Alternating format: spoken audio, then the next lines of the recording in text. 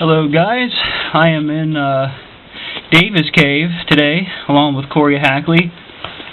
This is the Maryland Karst Survey's latest project. I am basically at the one of the first breakout points, if you will, where it opens up into a little bit more spacious that we can actually move.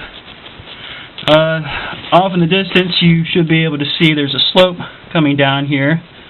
That was the problem area where it's kind of been holding a lot of us back. Corey and Adam Bird recently came to this cave and opened this up. All this you see right here in front of you was very, very tight.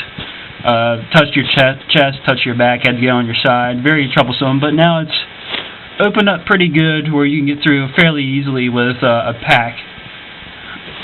So now I'm going to go through the rest of the cave, kind of show you what we're seeing, to give you an idea of everything that's going on. So I am sitting in a small dome that Corey and I believe is roughly, well, pretty close to the entrance, directly beneath it. See some collapse here. Corey's theory is that this is probably the collapse that you see at the entrance. The depression's right in front of the entrance. You see there's really, really, really nice limestone here. No chert at all. Really good stuff. A lot of solution.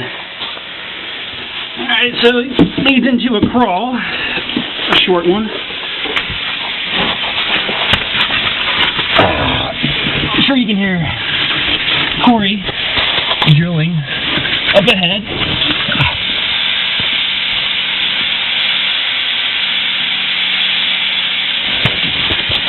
Check to make sure I didn't turn the camera off. I accidentally hit the button.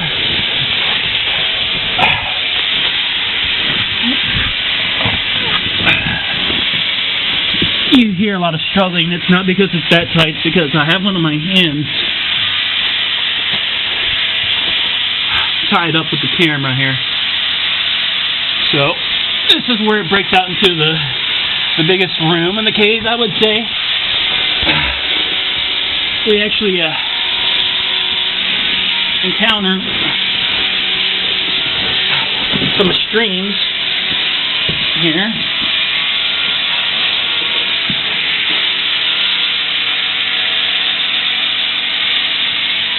What I'm assuming is runoff from the surface.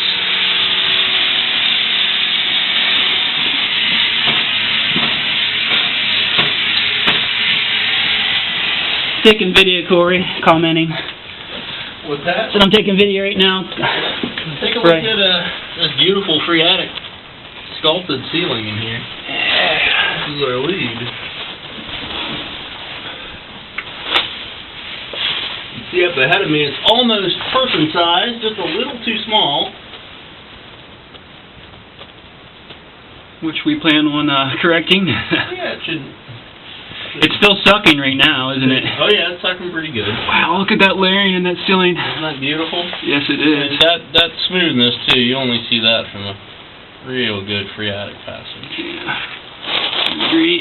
Now the stream actually issues from a little channel underneath me.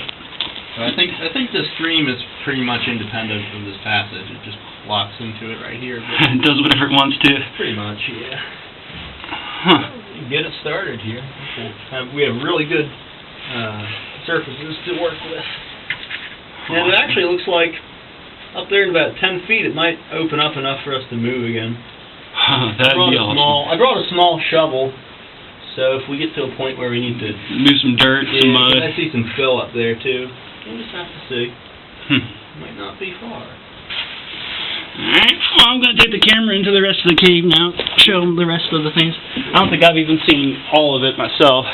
Yeah, you haven't gone into that last room. Yeah.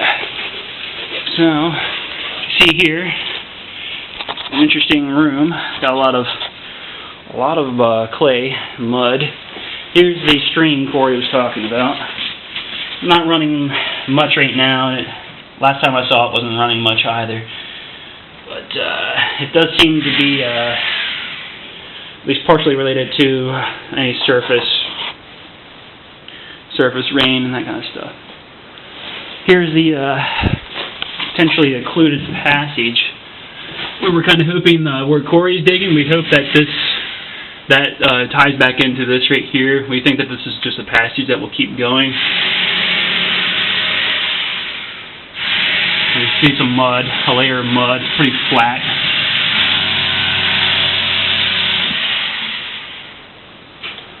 Stash there. So, stream goes in around here, put it wrapped back around. Let's get up over this little berm here. So you can see little leads going off in various areas, but memory serves me correctly, there's not much air, if any, in any of them. It's a little rock fragment, again, to kind of show you that it's the good stuff, good limestone.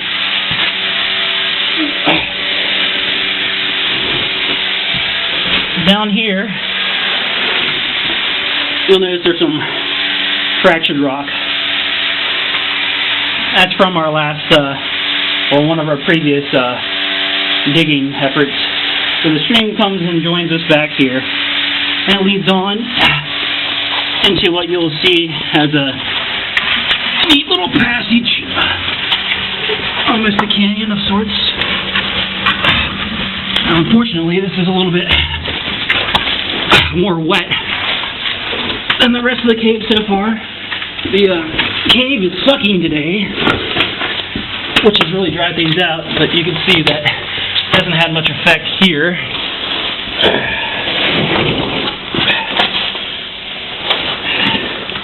No matter. Again, Donnie, you might appreciate this, the really red clay. So this is a continuation of this passage here. You can see it completely pinches out. Another little dome that's starting here. Interesting solution. But I'm actually standing up right now, and I've got a good bit more space above me. A few small formations there. But you can walk for a little bit. You see the stream here. Here's a cool little fossil protruding from the wall. Moving on ahead, again still standing here. Stream going. And this is actually where the stream disappears into an unknown location. So as Corey mentioned before, the stream kind of has a mind of its own. It just goes off and does its own thing. No doubt going to some other enlarged space, but can't really get to it right now. So I think we poked our head down in there. Definitely not passable, anything like that. See some sort of joint there. So now back behind me is a brief passage that terminates. I do believe there's a small draft of air. Last time I was here, we believe it goes to the surface. It's probably some sort of surface infeeder. See some healthy roots along this bank here, which further implies that we are in fact somewhat close to the surface. Again, you can see the real phreatic-like nature of the passage. Alright, small formations again. So this is kind of a little bit of a breakdown room. Big old slabs, crawling, standing, definitely standing, crouching. Alright, so we see some more survey tape up ahead. Get some more roots in the ceiling. And the air, whenever in the summer, it continues on in the direction that I'm traveling right now. I don't feel any air right now, so I don't think it's a very strong candidate for a continuation, but it's a possibility for sure. Check these rocks out before I crawl under them just to make sure I'm not endangering myself. Seems reasonable here. Well, actually, I don't like that one. Oops.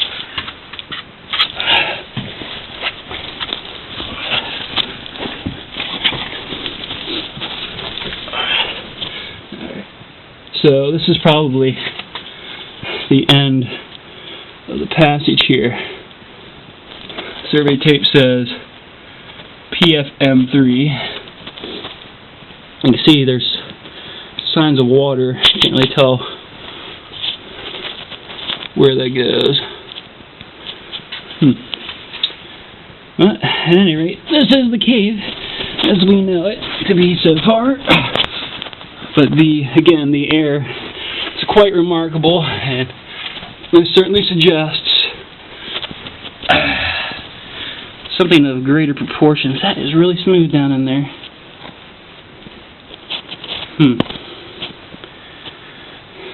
Unusual. I'm going to have to ask Corey about that one. Can't fit down in there, but that one looks interesting. Anyway, I want to show you guys Davis as it is. Oh, here we go. Actually, let me peek down in here.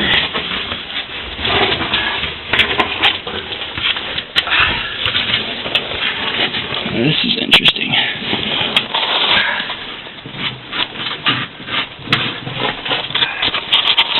And I'm going to inspect my surroundings real quick, make sure I'm not endangering myself.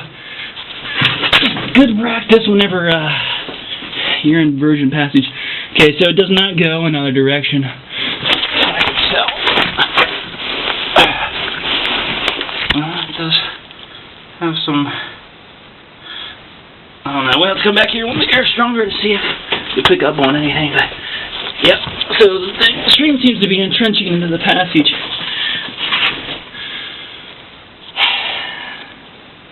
Even more. It is interesting.